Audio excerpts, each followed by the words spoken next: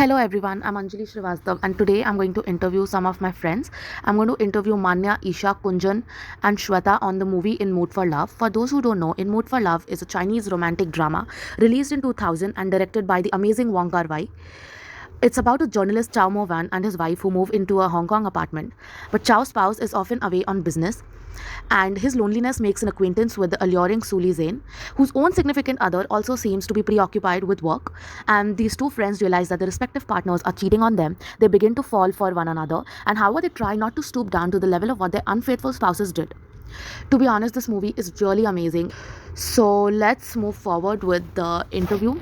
My first question is for Manya. So, Manya, how is the female protagonist represented in the movie, and are there any societal norms that you think she follows? Well, Anjali, the female protagonist follows the typical archetype of being pretty, overtly emotional, and ridiculously tolerant. Her character gives insight into Hong Kong society during the time when the film is set. Through the movie, I noticed that women are supposed to conform to societal standards and be subservient. As the story revolves around infidelity, it's highly noticeable how the protagonist reacts to it. The one scene where the male protagonist tells her to react to the situation calmly and to just accept it really stands out to me. It shows how the society expects a woman to be loyal to her husband even if they are at fault. As an audience, we can see her accept the betrayal even though it is extremely painful to her and then continue to stay in the marriage. This may be because she has experienced infidelity at her workplace where she handles her boss as wife and mistress. The movie shows a perfect example of all men cheat and how women are supposed to accept that.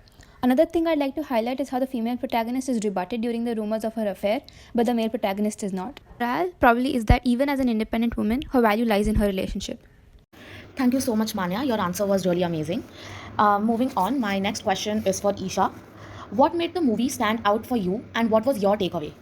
To begin, I think the movie is pretty slow paced, and in this way, it's starkly different from the content we as consumers of the 21st century are normally used to. Though I was instantly thrown off by the tempo of the film, I think it worked wonders in getting across the major themes of love, longing, distance, societal expectations, etc. One thing I observed is that the movie encapsulates two contrasting dimensions, one being out of sight, out of mind. So, as their spouses were rarely ever in the picture, the protagonist couldn't really form a connection with them to begin with. The other is that distance makes the heart grow fonder. Even after years of being separated, the protagonists portray a lasting yearning and desire for one another.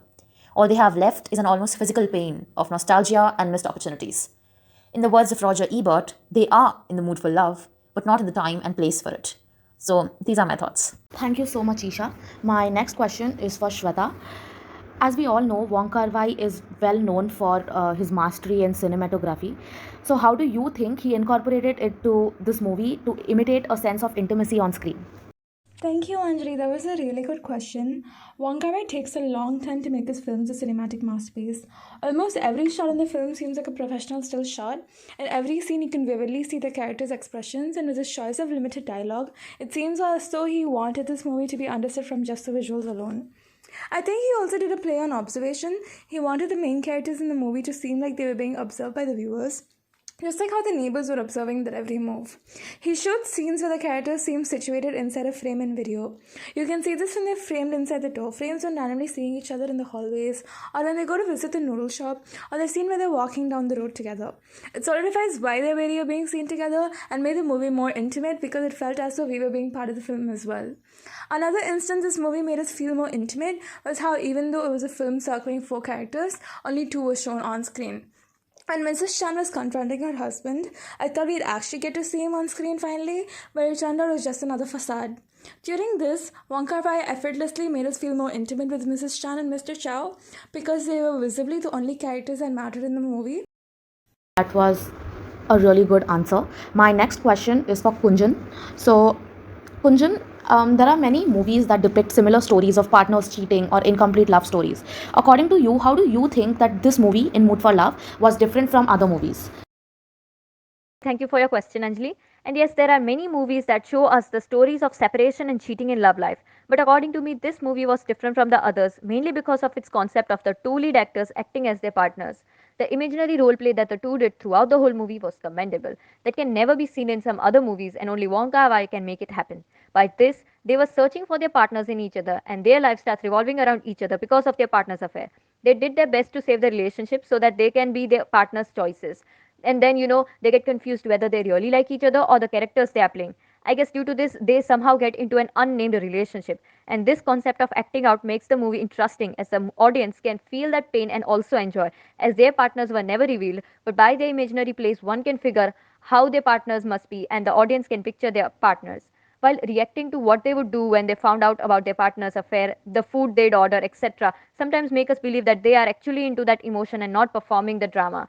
Although the two kept denying their actual romantic relationship as they did not want to turn out as their partners, but its presentation still gave us a hope of happy ending for the two.